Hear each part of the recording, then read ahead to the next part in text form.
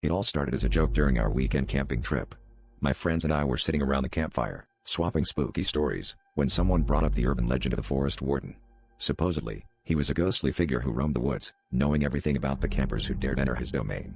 We laughed it off, dismissing it as just another campfire tale. But as the night deepened, I couldn't shake the feeling of being watched. It was like the trees themselves were holding their breath, waiting for something to happen. The next morning, I decided to go for a hike alone, eager to shake off the eerie feeling from the night before. As I ventured deeper into the forest, I noticed the air growing colder, the sounds of nature muted as if the forest was holding a secret. Suddenly, I stumbled upon an old, withered cabin. Its windows were dark, yet I felt drawn to it. As I approached, the door creaked open on its own. Inside stood an imposing figure dressed in a tattered ranger outfit, his eyes reflecting an unsettling familiarity. "I've been expecting you," he said, his voice echoing with a chilling certainty. My heart pounded as he began to recount details of my life, things I had never shared with anyone.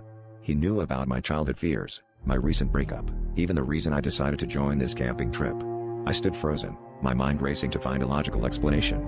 The Forest Warden, or whatever he was, seemed to feed off my fear, growing more vivid with each revelation. Panic clawed at my throat, and I turned to flee. But the forest seemed to conspire against me, branches reaching out like skeletal fingers.